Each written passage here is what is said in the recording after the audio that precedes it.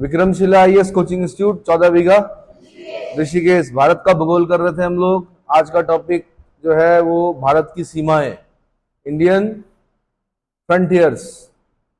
सबसे पहले मैप देख लीजिए, भारत के मैप को देखिए, एटलस खोलिए, उसमें देखिए कौन कौन से देश टच कर रहे हैं। ठीक है, हमारा देश हिंद महासागर एवं हिमालय पर्वत के मध्य स्थित है। इसका सबसे उत्तरी बिंदु जम्मू कश्मीर राज्य में 37 डिग्री 6 मिनट, कल मैंने बताया था आपको, लैटिट्यूडनल पोजीशन बताई थी, 8 डिग्री 4 मिनट से 37 डिग्री 6 मिनट के बीच में है। लैटिट्यूडनल पोजीशन बोलते हैं हम लोग अक्षांशीय स्थिति, यानी जो कन्याकुमारी है उसका जो अक्षांश है वो 8 डिग्री 4 मिनट है। संपूर्ण भारत की बात करें तो अंडमान निकोबार भी हमारे देश का पार्ट है, इसलिए अंडमान निकोबार में लास्ट आइलैंड जो है ग्रेट निकोबार, उस ग्रेट निकोबार का भी लास्ट बिंदु कौन सा, इंदिरा पॉइंट, या बोल सकते हैं क्या पिग्मेलियन पॉइंट, या बोल सकते हैं पार्सन पॉइंट। वो कहां पर है, वो 6 डिग्री 45 मिनट पर है। ठीक है, तो इसका सबसे उत्तरी बिंदु जम्मू कश्मीर राज्य में 37 डिग्री 6 मिनट उत्तरी अक्षांश बोलना जरूरी है, पर स्थित इंदिरा कॉल है। सबसे उत्तर में भारत का जो पॉइंट है उसका नाम है इंदिरा कॉल, जो कहां पड़ता है, लद्दाख में पड़ता है। कहां पड़ता है, अब लद्दाख में पड़ता है। पहले जम्मू कश्मीर बोलते थे हम। जम्मू कश्मीर के 2 यूनियन टेरिटरी बन गए, जम्मू कश्मीर और लद्दाख। अब कहां पड़ेगा, इंदिरा कॉल लद्दाख में। ठीक है, भारत के मुख्य भूमि का दक्षिणतम बिंदु 8 डिग्री 4 मिनट उत्तरी अक्षांश पर स्थित है। कन्याकुमारी या केप कोमोरिन, कन्याकुमारी को क्या बोलते हैं, केप कोमोरिन अंतरीप तमिलनाडु राज्य में स्थित है। कभी कभी इतने में ही फंसा दिया उसने आपको कि केप कोमोरिन कहाँ है, तमिलनाडु में है, बल्कि थोड़ा दूर मेरे ख्याल से विवेकानंद रॉक भी है। अगर आप एटलस में देख पा रहे होंगे, स्वामी विवेकानंद जी ने तपस्या की थी एक रॉक पर, विवेकानंद रॉक, विवेकानंद मेमोरियल भी दिख रहा होगा आपको। ठीक है, भारत का दक्षिणतम बिंदु इंदिरा पॉइंट है, जो ग्रेट निकोबार द्वीप में 6 डिग्री 45 मिनट उत्तरी अक्षांश पर स्थित है। ये क्वेश्चन बना हुआ भाई, इंदिरा पॉइंट किस आइलैंड पर है अंडमान निकोबार के, answer great Nicobar. Great Nicobar के बाद दिख रहा होगा आपको ग्रेट चैनल स्टार्ट हो जाता है। ग्रेट निकोबार के बाद क्या स्टार्ट होता है, इंदिरा पॉइंट को पिग्मेलियन पॉइंट या पार्सन पॉइंट की संज्ञा से भी अभिहित किया जाता है। देश का सुदूरस्थ पश्चिमी बिंदु गुजरात के राज्य गौरामोता या गुहार मोती है, जबकि पूर्वोत्तर बिंदु अरुणाचल प्रदेश में किबिथु है। तो ये चारों पॉइंट याद कर लेने हैं आपने। और इनका जो लॉन्गिट्यूडनल पोजीशन है वो क्या है आपकी, 68 डिग्री 7 मिनट। 68 डिग्री 7 मिनट पर कौन है, गौरामोता या गुहार मोती। ठीक है, और आपका अरुणाचल प्रदेश का किबिथु जो है वो कहां पर है, 97 degree 25 minute. Longitudinal position, longitude बोलते हैं देशांतर, तो देशांतरीय रेखा जो है किबिथु की वो क्या है, 97 डिग्री 25 मिनट। पूर्वी देशांतर बोलना जरूरी है, 68 डिग्री 7 मिनट पूर्वी देशांतर से 97 डिग्री 25 मिनट पूर्वी देशांतर। और जब नाम बोलेंगे हम तो वेस्ट टू ईस्ट, तो फार वेस्ट पॉइंट जो है हमारा क्या है, गुहार मोती या गौरामोता। और पूर्वोत्तर बिंदु का जो पॉइंट है, फार ईस्ट का जो पॉइंट है अरुणाचल प्रदेश में, वो क्या है, किबिथु। ठीक है भाई। उसके बाद इस स्थलीय एवं जलीय सीमाएं, इसकी स्थलीय एवं जलीय सीमाएं तथा उसके पड़ोसी देश उसे विशिष्ट भौगोलिक, वाणिज्यिक और व्यापारिक स्थिति प्रदान करते हैं। तो सबसे पहले स्थलीय सीमा के बारे में पढ़ लेते हैं, लैंड फ्रंटियर्स। तो भारत की स्थलीय सीमा की लंबाई लगभग 15,200 किलोमीटर है। इसको याद करना पड़ेगा आपको, भारत के स्थलीय सीमा कितनी है, 15,200 किलोमीटर है। भारत के उत्तर पश्चिम में पाकिस्तान तथा अफगानिस्तान, उत्तर में चीन, नेपाल, भूटान, पूर्व में म्यांमार और बांग्लादेश है। भारत की सबसे लंबी अंतर्राष्ट्रीय सीमा बांग्लादेश के साथ और सबसे छोटी सीमा अफगानिस्तान के साथ। ये याद करना पड़ेगा, सबसे लंबी सीमा बांग्लादेश के साथ। जब हम एटलस देख रहे हैं तो ऐसा लगता है जैसे चीन होगा सबसे लंबी सीमा, लेकिन चीन नहीं है। या पाकिस्तान की भी ठीक ठाक दिखती है, लेकिन सबसे लंबी सीमा किसकी है, क्योंकि घूम घूम के टेढ़ी मेढ़ी है ना, उसको जब सीधा करेंगे हम तो लगभग 4096.7 किलोमीटर की बनती है। कितनी, तो भारत बांग्लादेश सीमा कितनी है, 4096.7 है। भारत चीन सीमा जो है वो 3488 किलोमीटर है। 3488, 3488। भारत चीन सीमा 3488। भारत पाक सीमा 3323, 3323, 3323। भारत नेपाल सीमा 1751। भारत म्यांमार सीमा 1643। भारत भूटान सीमा 699 और भारत अफगानिस्तान सीमा 106 किलोमीटर। इसको याद करना पड़ेगा आपको, क्रम याद करना पड़ेगा। बांग्लादेश, चीन, पाक और नेपाल, ये चार ऊपर के जो देश हैं, ये क्रम है इसके हिसाब से सीमा की लंबाइयों के हिसाब से 4096, 3488, 3323 और 1751। उसके बाद म्यांमार आता है 1643, भूटान आता है 699, अफगानिस्तान आता है 106। तो भारत बांग्लादेश सीमा के बारे में पढ़ लेते हैं कि भारत के पड़ोसी देशों में भारत बांग्लादेश की सीमा सर्वाधिक लंबी है, लगभग 4096 किलोमीटर है, जो भारत की स्थलीय सीमा यानी 15,200 किलोमीटर का लगभग 27% है। भारत की स्थलीय सीमा का 27% किस देश के साथ लगता है? आंसर बांग्लादेश के साथ लगता है। भारत के 5 राज्य हैं, कौन कौन से? पश्चिम बंगाल, असोम, मेघालय, फिर असोम लगता है पर 2 बार बोलने की जरूरत नहीं है, असोम एक बार बोल दिया हमने, त्रिपुरा और मिजोरम। ये 5 राज्य जो हैं ये किसके साथ? बांग्लादेश के साथ सीमा बनाते हैं। बांग्लादेश से स्पर्श करती हुई सर्वाधिक लंबी सीमा रेखा पश्चिम बंगाल यानी 2217 किलोमीटर की है। यही है सरदर्द। यहीं से आते हैं चकमा और रोहिंग्या, कहां से? ये 2217 किलोमीटर। बांग्लादेश के शरणार्थियों को चकमा कहा जाता है, म्यांमार के शरणार्थियों को रोहिंग्या कहा जाता है। ठीक है, रोहिंग्या मुस्लिम कहाँ? म्यांमार में। चकमा कहाँ? बांग्लादेश में। और चीन में बताया था मैंने उइगर, चीन में जो मुस्लिम है उनको क्या कहा था? उइगर मुस्लिम। ठीक है, अगला, यह सीमा मानव निर्मित है जो कि गंगा ब्रह्मपुत्र डेल्टा को विभाजित करती है। सबसे बड़ा डेल्टा सुंदरबन डेल्टा, गंगा ब्रह्मपुत्र का डेल्टा, ये इसको विभाजित कर दिया गया। बड़ा फर्टाइल डेल्टा है, फर्टिलिटी बहुत गजब की है ना। बांग्लादेश में सुना होगा आपने, जूट होता है बहुत अच्छा। जब देश आजाद हुआ, भारत बांग्लादेश विभाजन हुआ, बांग्लादेश का पूरा नाम ईस्टर्न पाकिस्तान है। क्या है? जब ईस्टर्न पाकिस्तान अलग हो गया तो हमारी जूट इंडस्ट्री खत्म हो गई। खत्म मतलब बर्बाद हो गई, क्योंकि जूट वहां होता था और फैक्ट्रियां कहाँ थी? भारत वाले पार्ट में थी, बांग्लादेश वेस्ट बंगाल वाले पार्ट में। तो कच्चा माल मिला नहीं तो फैक्ट्रियां भी क्या हो गई? बंद हो गई। तो सबसे बड़ी क्षति जो उठानी पड़ी बांग्लादेश के अलग होने से, वो जूट इंडस्ट्री को उठानी पड़ी। ठीक है, उसके बाद फिर जूट उगाया इन्होंने अपने आप ही। चलो जी, उसके बाद आते हैं भारत चीन सीमा। कई बार आपने सुना होगा LAC, line of actual control. एक बार आपने ये भी सुना होगा LOC, line of control. Line of control जब हम बोल रहे होंगे तो पाकिस्तान, वहां पर गोलियां चलती हैं। लाइन ऑफ एक्चुअल कंट्रोल की बात जब हम कर रहे होंगे तो वहां पर गोलियां नहीं चलती हैं, एक समझौता हो रखा है ना। अभी आपने गलवान वाला एक घटना सुनी होगी, गोलियां नहीं चली लेकिन डंडों पर कीलें लगाकर हमारे कुछ क्या जवानों को क्या किया गया? मारा गया। फिर हमने भी बदला लिया, हमने भी उनके कई सिपाही क्या कर दिए? मारने पड़े, है ना। सठे सत्यम समाचरे, सठ के साथ सट्टा का व्यवहार होना चाहिए। भारत चीन सीमा 3488 किलोमीटर है। कितनी है? 3488 यानी 3488 किलोमीटर है। एक प्राकृतिक सीमा है जो भारत की दूसरी सबसे लंबी सीमा है। तो भारत की दूसरी सबसे लंबी सीमा कौन सी हो गई? भारत चीन सीमा हो गई। इस सीमा को भारत के 5 राज्य, केंद्र शासित प्रदेश, अब अगर मैं देखूं तो सबसे पहले लद्दाख है। देखो भाई, पहले जम्मू कश्मीर बोलते थे हम, अब नहीं बोलते हैं। अब क्या बोलते हैं? लद्दाख।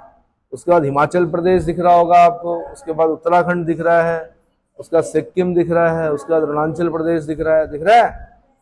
इस सीमा रेखा की सर्वाधिक लंबाई लद्दाख प्रदेश में है, यानी लद्दाख के साथ सबसे लंबी सीमा है। और ये बड़ी समस्या है इन लोगों की, चीनियों की।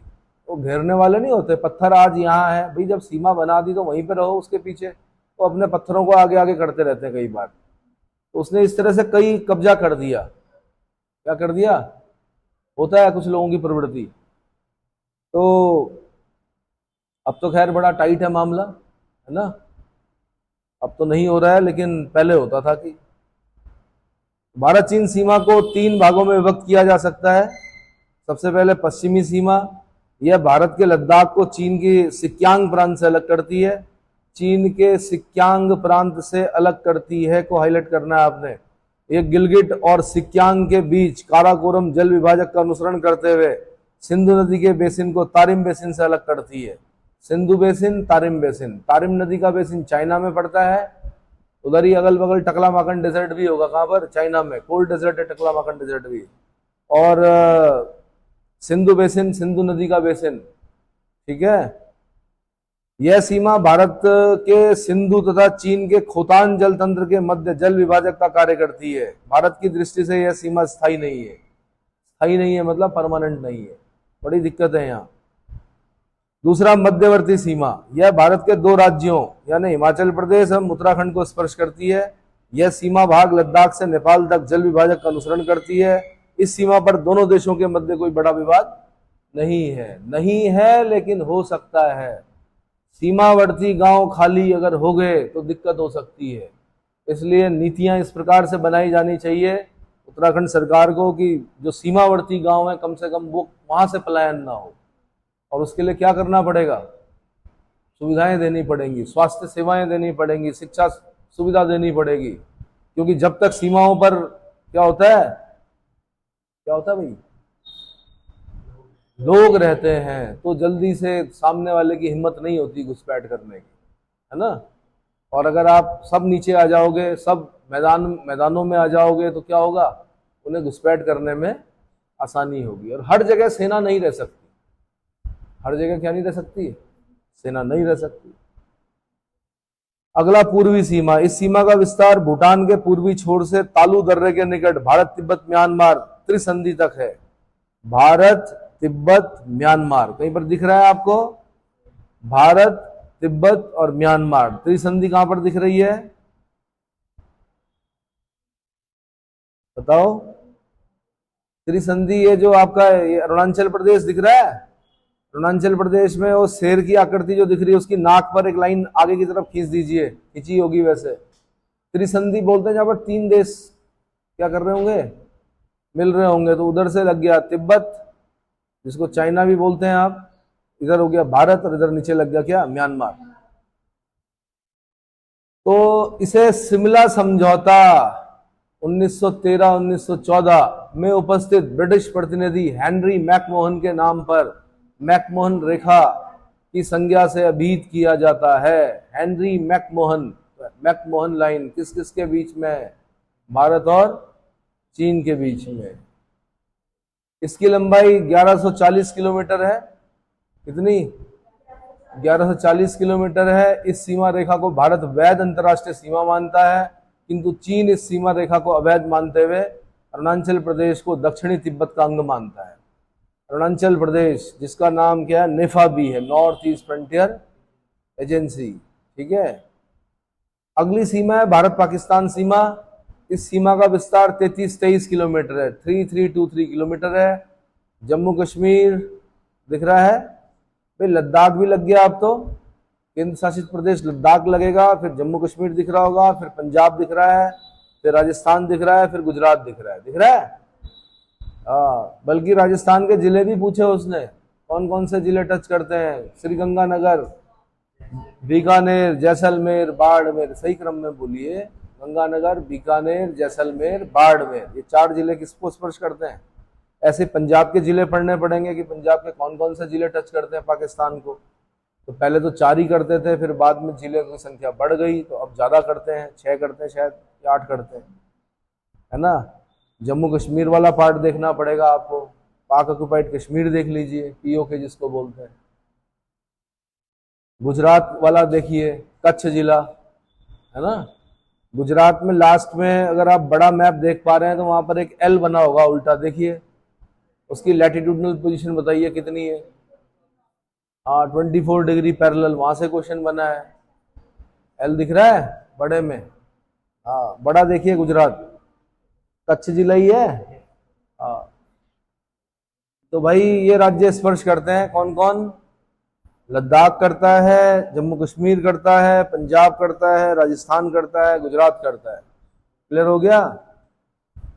शुरू के जो मैंने बना रखे हैं, मैप रीडिंग करा रखी भारत की पूरी, उसमें देखिएगा।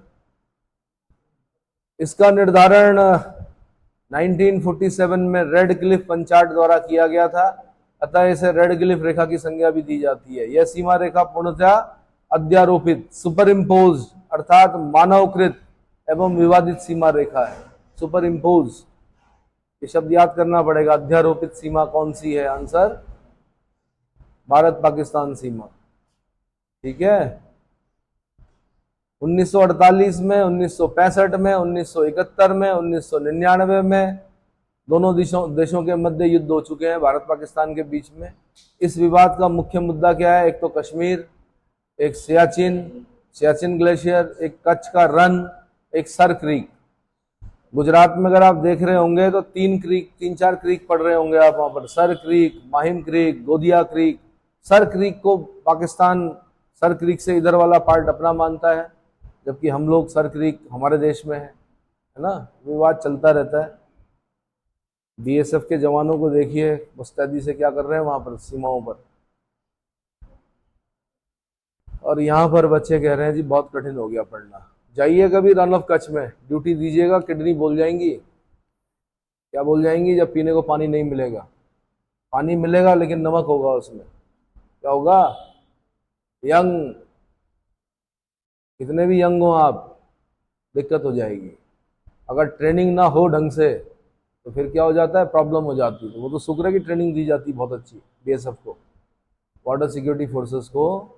ट्रेनिंग जो होती है काफ़ी टफ होती है, उस ट्रेनिंग से व्यक्ति क्या करता है। अगला, भारत नेपाल सीमा। यह सीमा दोनों के मध्य 1751 किलोमीटर लंबी है, जो पश्चिम में नेपाल, तिब्बत, उत्तराखंड त्रिसंधि से प्रारंभ होकर पूरब में सिक्किम तक चली जाती है। कहाँ तक? सिक्किम तक। कौन कौन टच करते हैं नेपाल को? उत्तराखंड करता है, उत्तर प्रदेश करता है, बिहार करता है, पश्चिम बंगाल और सिक्किम करता है। उत्तराखंड के जिले कौन कौन से टच करते हैं? पिथौरागढ़, चंपावत और उधम सिंह नगर। उधम सिंह नगर सरदार उधम सिंह के नाम पर है। उधम सिंह नगर, डायर की हत्या की थी जिस उधम सिंह ने, ठीक है, क्रांतिकारी थे हमारे। जलियांवाला बाग हत्याकांड में बच गए थे, छोटे थे बच्चे, बदला लिया बाद में। वही इंग्लैंड में जाके मारा किसको? उधम सिंह को। अपना नाम रखा उन्होंने, राम मोहम्मद सिंह आजाद। पता था आपको मैं क्वेश्चन पूछने वाला हूँ, इसीलिए मोबाइल उठाया आपने। राम मोहम्मद सिंह आजाद। राम हो गए हिंदू, मोहम्मद हो गए मुसलमान, सिंह हो गए सिख, और आजाद तो आजादी है। राम मोहम्मद सिंह। ये यूपीएससी ने पूछा या लोक सेवा आयोग उत्तर प्रदेश ने पूछा शायद? तो ठीक है भाई, उत्तर प्रदेश के जिले भी याद करने हैं आपने, कौन कौन से टच करते हैं नेपाल को, है ना। बिहार के भी जिले याद करने हैं आपने। वो बिहार के ऊपर ऊपर आपको एक मधुबनी जिला दिखेगा। मधुबनी चित्रकला आईएएस का क्वेश्चन है। मधुबनी चित्रकला कहाँ की है? आंसर बिहार की है। वेस्ट बंगाल के जिले याद करने पड़ेंगे आपको, इसके, और सिक्किम। सिक्किम। और पुरानी पिक्चरों में डैनी देखे हैं आपने? डैनी कौन? डर जाते थे हम लोग बचपन में जब डैनी आते थे पिक्चर में। उनका है सिक्किम। सिक्किम में अधिकतर हॉस्पिटल्स, स्कूल्स, बहुत प्रॉपर्टी उनकी। और सिक्किम को बताया जाता है कि पहला ऑर्गेनिक स्टेट बन गया देश का, जो कि ऑर्गेनिक उगा रहा है ना। सिक्किम में बड़ा अनुशासन है, आपको लगेगा भी नहीं कि हम कहाँ, उत्तर प्रदेश, बिहार, उत्तराखंड से जब आप सिक्किम में जाएंगे तो आपको पता चलेगा कितना अनुशासन। ऐसा लगेगा आप विदेशों में है, इतना अनुशासन है, साफ सफाई, हर चीज है ना, सिस्टमेटिक। चलो जी, तो ये हो गया आपका नेपाल सीमा को स्पर्श करने वाले। इन राज्यों में बिहार नेपाल के साथ सबसे लंबी सीमा बनाता है, 729 किलोमीटर लंबी। उत्तराखंड, उत्तर प्रदेश, बिहार, वेस्ट बंगाल और सिक्किम में सबसे लंबी सीमा कौन बनाता है? बिहार बनाता है। कौन बनाता है? नेपाल के साथ बेटी रोटी का संबंध है भारत का। दूसरा, काला पानी विवाद है उसके साथ, नेपाल के साथ। काली नदी है ना वहां पे, उद्गम स्थल है जहां पर काला पानी, तो वहां पर थोड़ा विवाद है इसको लेकर, जगहों को लेकर, कि भाई ये नेपाल कुछ और मानता है कि वहां तक हमारा पार्ट है, भारत का मानना है कि नदी के उधर नेपाल, नदी के इधर भारत। ठीक है, तो कोई बहुत बड़ा विवाद नहीं है, वो भाइयों में भी हो जाता है, कोई बड़ी चीज नहीं है। दूसरा वो सबसे लंबी सीमा बिहार बना रहा है नेपाल के साथ, ऊपर से नदियां आ रही हैं, मैंने बताया था आपको। बिहार का शोक कोशी 7 धाराओं से मिलकर बनती है। सबसे बड़ी धारा का नाम अरुण है, अरुण से क्वेश्चन पूछा गया है। सबसे बड़ी धारा कौन सी? अरुण। हनुमानगढ़ के पास बैरेज बनाया गया है, वहां पर हनुमानगढ़। फिर भी अपने मार्ग परिवर्तन के लिए कुख्यात है नदी कौन? कोसी, इसलिए बिहार में बाढ़ लेके आती है। चाइना में अगर हांगो है तो मार्ग परिवर्तन के लिए विश्वविख्यात नदी कौन? वांगो, चाइना। ऐसी भारत में कौन? कोसी। ऐसी कभी दामोदर भी थी, वो तो शुक्र है कि पहली बहुउद्देशीय परियोजना दामोदर घाटी परियोजना चला दी हमने, तो बाढ़ पर नियंत्रण हो गया है ना। वो भी मार्ग परिवर्तन करती थी दामोदर। अभी कोसी का है। बाढ़ अच्छी होती है बुरी होती है? अच्छी भी होती है बुरी भी होती है। प्रकृति की दृष्टि से देखें तो बहुत अच्छी होती है, क्योंकि बाढ़ आएगी तो एलविल न्यू खादर, खादर बिछेगा, ओल्ड बांगर न्यू खादर, तो फर्टिलिटी बढ़ेगी लैंड की, है ना। और बुरी इसलिए होती है कि जन धन की हानि होती है, पशुधन जन। तो नदी मार्गों को बाधित मत करो ना भाई। अपने आवास, जो अपने मानव आवास है, वो ऐसे स्थानों पर बनाइए जहां पर बाढ़ ना आती हो। भारत म्यांमार सीमा, इस सीमा की लंबाई 1643 किलोमीटर है, जो भारत के 4 राज्यों, किस किस को? अरुणाचल प्रदेश, नागालैंड, मणिपुर, मिजोरम, ये 4 राज्यों को स्पर्श करती है। ये तो आईएएस में भी पूछा गया, असिस्टेंट कमांडेंट में भी पूछा गया। 1643 याद कीजिए, 4 राज्य याद कीजिए, अरुणाचल प्रदेश, नागालैंड, मणिपुर, मिजोरम। सबसे लंबी सीमा इनमें से भी जो है वो अरुणाचल प्रदेश की है। कितनी है? 520 किलोमीटर। मिजोरम के साथ कितनी है? 510 kilometre. Arunachal Pradesh 520 kilometre, Mizoram 510 kilometre. Myanmar का जो अराकान योमा पर्वत है, भारत और म्यांमार के मध्य लंबी प्राकृतिक सीमा का निर्माण करता है। अराकान योमा से क्वेश्चन बन चुका है कि भारत और म्यांमार के बीच में जो पर्वत श्रृंखला है वो कौन सी है? Arakan Yoma. दोनों देशों के मध्य सीमा का निर्धारण 1826 की यांडबू की संधि से हो रखा है। यांडबू की संधि कब की? 1826, जिसका सही निर्धारण 10 मार्च 1967 की द्विपक्षीय संधि के द्वारा हुआ। वैसे यांडबू की संधि है 1826 की, लेकिन उसको बाद में सही निर्धारण किया गया 10 मार्च 1967। अंग्रेज बड़े दुष्ट से बर्मा को अलग कर दिया भारत से, अकाल पड़ गया भारत में। खाना नहीं मिला भाई, खाना इसलिए नहीं मिला, कई लाख टन चावल आता था म्यांमार से, वो आना बंद हो गया। तरस गए लोग चावल के लिए। और खासकर ऊपर तो एक बार के लिए हो जाता है भारत में, लेकिन नीचे वाला पार्ट भी क्या? चावल की कमी हो गई। चावल की कमी हो गई तो भोजन चेंज कर दिया लोगों ने अपना। नीचे के राज्यों में अगर आप जाएंगे तो चावल नहीं मिलता है वहां जल्दी से, है ना, कई जगहों पर। आगे देखिए, अब ऐसे कौन कौन से राज्य या संघ शासित प्रदेश है जो एक से अधिक देशों को स्पर्श करते हैं? लद्दाख है वो पाकिस्तान, अफगानिस्तान, चीन, 3 को स्पर्श करता है। मिजोरम है वो बांग्लादेश, म्यांमार को स्पर्श करता है। असोम जो है बांग्लादेश, भूटान को स्पर्श करता है ना। अरुणाचल प्रदेश है वो चीन, म्यांमार, भूटान को स्पर्श करता है। उत्तराखंड चीन, नेपाल को स्पर्श करता है। पश्चिम बंगाल जो बांग्लादेश, नेपाल और भूटान तीनों को स्पर्श करता है। सिक्किम जो है नेपाल, चीन, भूटान को स्पर्श करता है। इसको खास ध्यान देना, मैप में देख के पढ़ना है इसको। मैप अगर एटलस नहीं खोला, मैप नहीं देखा तो नहीं आएगा समझ में।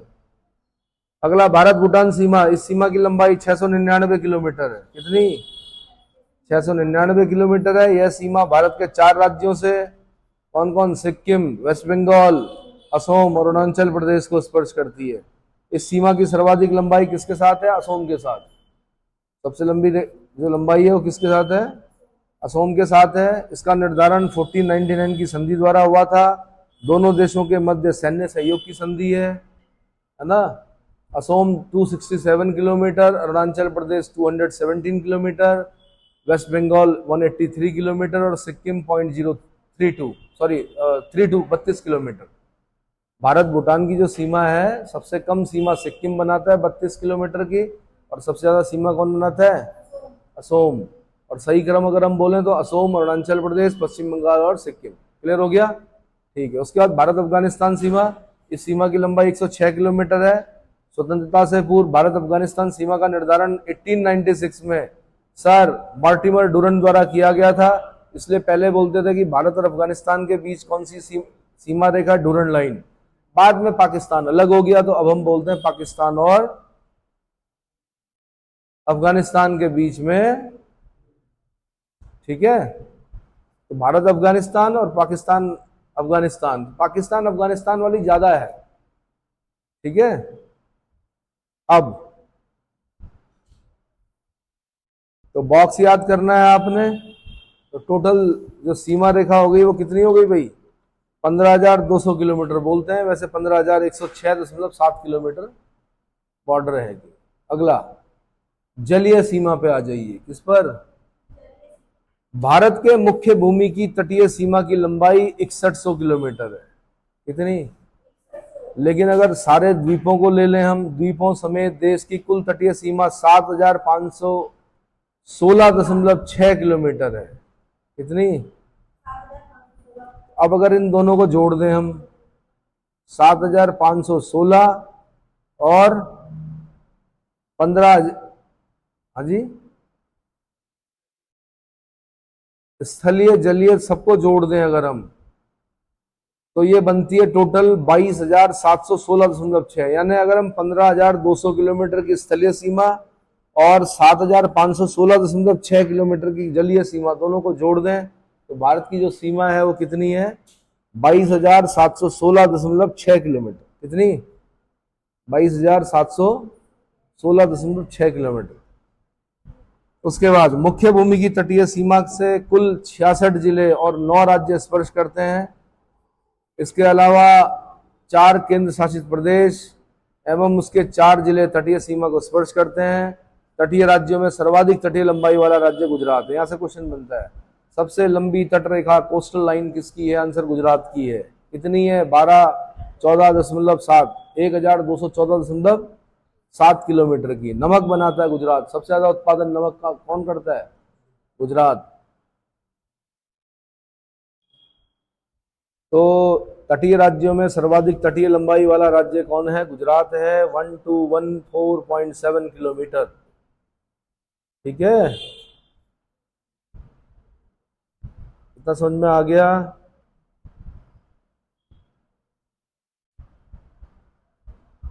अंडमान निकोबार की अगर तट रेखा हम देखें तो 1962 किलोमीटर है।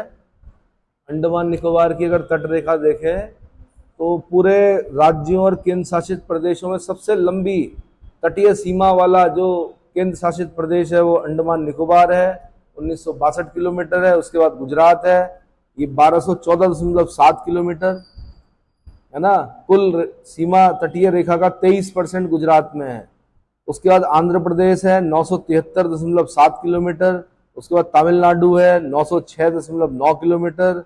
उसके बाद महाराष्ट्र है, केरल है, उड़ीसा, कर्नाटक, पश्चिम बंगाल, लक्षद्वीप, गोवा, पुदुचेरी, दमन एंड दीव। अगर मैं क्वेश्चन बनाता तो तटीय रेखा में केंद्र शासित प्रदेशों को लेता मैं, अंडमान निकोबार, उसके बाद कौन? लक्षद्वीप, उसके बाद पुदुचेरी, उसके बाद दमन and Diu, Dadar Nagar Haveli, Daman and Diu. ठीक है भाई। अंतरराष्ट्रीय समुद्री संगठन की व्यवस्था के अनुसार किसी देश की जलीय सीमा को 3 भागों में वर्गीकृत किया जा सकता है। जो कटा फटा तट होता है उसको मिलाकर एक रेखा खींची जाती है, जिसको क्या बोलते हैं? हाँ जी, आधार रेखा। आधार रेखा के बाईं तरफ आप देख रहे होंगे, उसको बोलते हैं क्या? आंतरिक जल। और उसके बाद 3 चीजें पढ़नी है हमने। क्या पढ़ना है? क्षेत्रीय सागर, अविच्छिन्न मंडल और विशिष्ट आर्थिक मंडल। यहां से क्वेश्चन बनते हैं, इंपॉर्टेंट है। सबसे पहले प्रादेशिक जल सीमा के बारे में पढ़ लेते हैं। टेरिटोरियल सी क्या होता है? तो भारत की प्रादेशिक समुद्री सीमा यानी मैरीटाइम बेल्ट या क्षेत्रीय सागर यानी टेरिटोरियल सी आधार रेखा से 12 नॉटिकल माइल, कितना? 12 नॉटिकल माइल की दूरी तक, अर्थात 193834 किलोमीटर स्क्वायर है। इस क्षेत्र के उपयोग का भारत को संपूर्ण अधिकार प्राप्त है। आधार रेखा टेढ़े मेढ़े तट को मिलाने वाली कल्पित सीधी रेखा होती है। स्थलीय भाग एवं आधार रेखा के मध्य स्थित सागरीय जल को आंतरिक जल कहते हैं। कई बार इतना ही क्वेश्चन पूछ लेता मैं इसमें, आंतरिक जल से आप क्या समझते हैं? ठीक है, आधार रेखा के अंदर की तरफ भूमि से लगी हुई जो जल है उसको क्या बोलते हैं? आंतरिक जल यानी इंटरनल वाटर। उसका बाद हम पढ़ रहे हैं कंटीजियस जोन, संलग्न क्षेत्र। अविच्छिन्न मंडल या संलग्न क्षेत्र यानी कंटीजियस जोन की दूरी आधार रेखा से 24 nautical mile, 1 nautical mile is equal to 1.8 kilometre होता है। तो 24 नॉटिकल माइल तक क्या होता है? कंटीजियस जोन होता है, संलग्न क्षेत्र होता है। इस क्षेत्र में भारत को साफ सफाई करने, सीमा शुल्क की वसूली करने और वित्तीय अधिकार प्राप्त होते हैं। 12 नॉटिकल माइल तक पूरा अधिकार है, 24 नॉटिकल माइल तक साफ सफाई का, सीमा शुल्क की वसूली का और वित्तीय अधिकार प्राप्त है। अब सबसे ज्यादा जो पूछा जाता है वो पूछा था अनन्य आर्थिक क्षेत्र, एक्सक्लूसिव इकोनॉमिक जोन। देश का अनन्य आर्थिक क्षेत्र आधार रेखा से 200 नॉटिकल माइल तक होता है। कितना? 200 नॉटिकल माइल तक होता है, जिसमें भारत को वैज्ञानिक अनुसंधान करने, नए द्वीपों के निर्माण करने, प्राकृतिक संसाधनों के विदोहन की छूट मिलती है। प्राकृतिक संसाधनों के विदोहन की छूट मिलती है। इसके बाद उच्च सागर यानी हाई सी का विस्तार हो जाता है, जहां पर सभी राष्ट्रों को समान अधिकार प्राप्त होते हैं। 200 नॉटिकल माइल के अंदर अगर तेल मिल गया तो वो हमारा है। 200 नॉटिकल माइल के अंदर अगर कोई खनिज के भंडार मिल गए वो हमारे हैं। समझ में आ गया? 200 नॉटिकल माइल तक हम अपने नए आइलैंड बना सकते हैं। जैसे यूएई ने बनाया मेरे ख्याल से पाम आइलैंड, वैसे हम भी अपने आइलैंड बना सकते हैं। जब सागर से जमीन निकाल सकते हैं, है ना। उसके बाद है भाई जलीय पड़ोसी। क्या है? जलीय पड़ोसी, neighbour first. Water neighbouring countries, Bharat की मुख्य भूमि के अतिरिक्त बंगाल की खाड़ी में अंडमान तथा निकोबार द्वीप समूह और अरब सागर में लक्षद्वीप समूह अवस्थित हैं, जो मुख्य भूमि से समुद्र द्वारा अलग किए गए हैं। लक्षद्वीप समूह जो है वो कैसा आइलैंड है? कोरल आइलैंड है। कैसा आइलैंड है? मूंगा द्वीप है, मूंगों से बना हुआ है। समुद्र पार भारत का सबसे निकटतम पड़ोसी कौन है? श्रीलंका है। कौन है? श्रीलंका। सिलोन भी बोलते हैं, सिलोनी लिटरेचर सुना होगा आपने बुद्ध में। कभी इसकी राजधानी कभी अनुराधापुर रही, कभी पोलंड्रोवा रही, कभी कोलंबो रही। आज कहाँ है? जयवर्धनापुर है। और उसका ही पार्ट है, श्रीलंका का ही पार्ट जाफनापराई द्वीप भी है, जो कभी लिट्टों का गढ़ रहा। लिट्टों के नेता कौन थे? प्रभाकरण। कौन थे भाई? प्रभाकरण। कभी बड़ा पंगा हुआ श्रीलंका में। तमिल मूल के लोग हजारों साल पहले चले गए थे श्रीलंका में। एक दिन श्रीलंका गवर्नमेंट ने कहा आपको ना तो वोट का अधिकार, राशन पानी कुछ नहीं, अधिकार छीन लिए। फिर बड़ा पंगा हुआ, है ना। फिर बने लिट्टे, हाँ, उनको भगा दिया इन्होंने जाफनापराई द्वीप में। फिर शांति सेना गई। शांति सेना गई तो फिर पूर्व प्रधानमंत्री राजीव गांधी भी गए। गार्ड ऑफ ऑनर चल रहा था, उनके सिर पर एक सिपाही द्वारा बट मार दिया गया। क्या मारा गया? बट बोलते हैं बंदूक का पीछे वाला भाग। बड़ी चर्चाओं में रहा उस समय। ठीक है, फिर बहुत कुछ हुआ। तो भारत श्रीलंका भाई, भारत हिंद महासागर में स्थित पाक जल संधि द्वारा श्रीलंका भारत की मुख्य भूमि से अलग है। पाक स्ट्रेट किसको अलग करती है? भारत को श्रीलंका से अलग करती है, या तमिलनाडु को श्रीलंका से अलग करती है? किस किस वाटर बॉडी को मिलाती है पाक straight? Answer gulf of Mannar को बे ऑफ बंगाल से मिलाती है। किससे मिलाती है?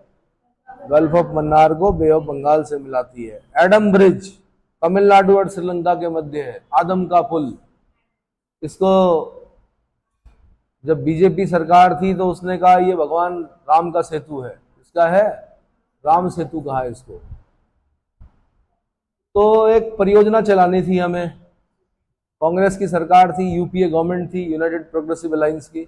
सेतु समुद्रम परियोजना, थोड़ा गहरा करना था, एडम ब्रिज को काटना था, बड़े जहाजों के जाने आवाजाही के लिए क्या बनाना था? रास्ता बनाना था। बीजेपी ने बड़ा विरोध किया, विपक्ष में थी उस समय। फिर लेके आए कौन? कांग्रेस यूपीए जो गवर्नमेंट है, यूनाइटेड प्रोग्रेसिव अलायंस, वो कंबन की रामायण लेके आए। क्या लाए?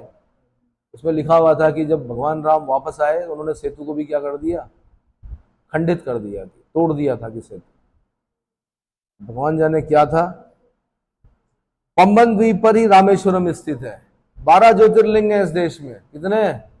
उनमें से एक ज्योतिर्लिंग कहाँ है? रामेश्वरम में। भगवान राम ने समुद्र से क्या मांगा? रास्ता मांगा, है ना। पुरुषोत्तम क्यों कहा जाता है उन्हें? चाहते तो वो क्या सुखा सकते थे, समुद्र ने रास्ता ही नहीं दिया लंका जाने का। क्या हुआ? विनय न मानत जलद जड़। क्या कहा गया है? तुलसीदास जी ने लिखा है, विनय न मानत जलद जड़, गए 3 दिन बीती, बोले राम सकोप तब, भय बिन होत न प्रीति। जब तक भय नहीं दिखाओगे तब निकाला ब्रह्मास्त्र। और तब बताया जाता है कि समुद्र खुद प्रकट हुआ, तब उसने रास्ता बताया कि आपकी सेना में 2 वानर हैं, नल और नील। वो पत्थर जिसको टच कर देंगे वो पत्थर क्या होंगे? तैरेंगे। तब सेतु बनाया गया। क्या बनाया गया? कहानियां बहुत सारी हैं, बट सब्जेक्ट में नहीं है, और अच्छा लगेगा आपको सुन के। उसमें एक गिलहरी, बंदर तो पत्थर डाल ही रहे थे, नल नील टच करके डाल रहे थे, एक गिलहरी भी अपने मुंह में रेत लेके क्या कर रही थी? सेतु में क्या कर रही थी? डाल, अपना योगदान दे रही थी। इसको बोलते हैं योगदान देना। क्या बोलते हैं? और योगदान में कभी ये नहीं देखा जाता कि कम दिया ज्यादा दिया। भगवान राम ने देखा इसको, गिलहरी भी क्या कर रही है, बताया जाता है कि उसके ऊपर हाथ ऐसे किया तो उसके ऊपर क्या बन गया? स्क्वायरल के ऊपर, स्क्वायरल ही बोलते हैं, स्क्वायरल, गिलहरी।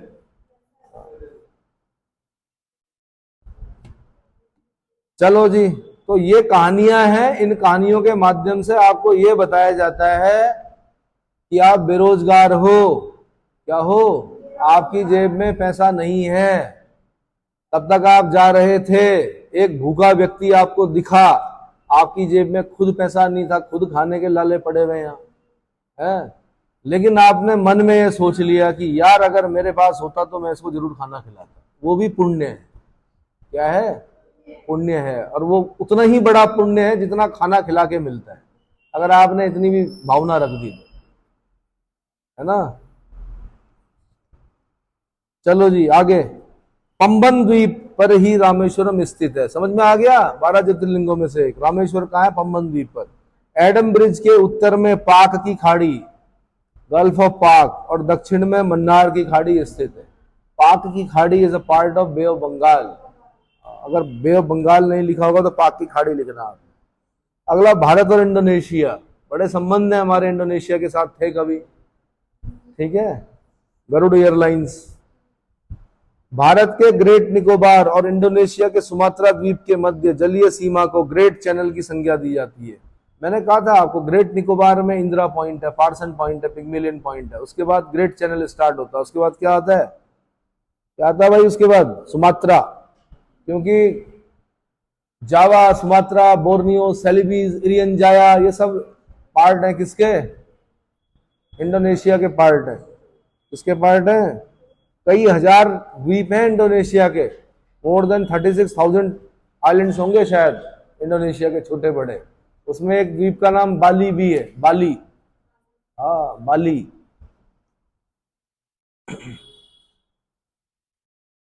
ठीक है, तो चलो जी,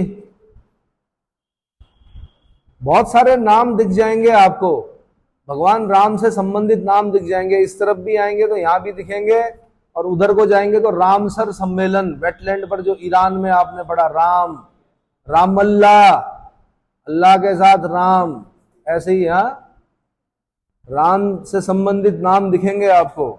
और कहां तक दिखेंगे? मध्य अमेरिका तक दिखेंगे। कहा जाता है राजा पृथु ने एक रात में पृथ्वी जीती थी, उसी वंश में हुए कौन? इक्ष्वाकु वंशी राम। चलो आगे बढ़ते हैं। फिलहाल भारत म्यांमार बता दिया मैंने? नहीं। दोनों देशों की जलीय भाग का विभाजन इंगित करता है कौन? महान चैनल। ग्रेट चैनल कहां पर है? आंसर, ग्रेट निकोबार और सुमात्रा के बीच में। किसके बीच में?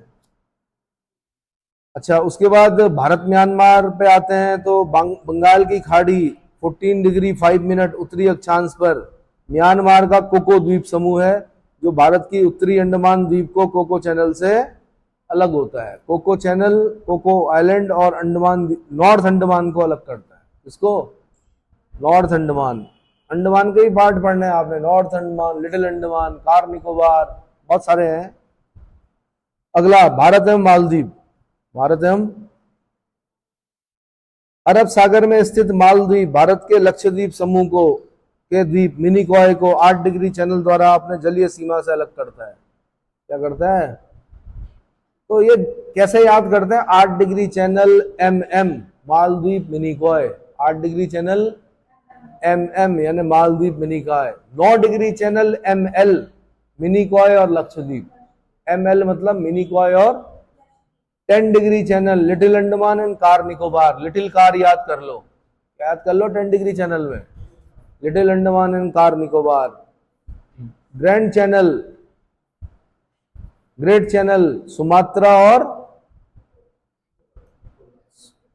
इंडोनेशिया का पार्ट है सुमात्रा, और ग्रेट निकोबार, और ग्रेट निकोबार। पाक straight Tamil Nadu Sri Lanka. Duncan Pass South Andaman and Little Andaman. Duncan Pass कहाँ है? South Andaman Little Andaman. Coco Strait, Coco द्वीप और नॉर्थ अंडमान, कोको आइलैंड और नॉर्थ अंडमान के बीच में कौन? Coco Strait. पाक की खाड़ी तमिलनाडु और श्रीलंका के मध्य। मन्नार की खाड़ी दक्षिणी पूर्व तमिलनाडु और श्रीलंका के मध्य। लक्षद्वीप और मालाबार तट के मध्य में क्या है? लक्षद्वीप सागर। इतना समझ में आ गया? ठीक है। उसके बाद अगला जो विदेशी राज्यों के साथ समेकन है उसे मैं अगले लेक्चर में बताऊंगा।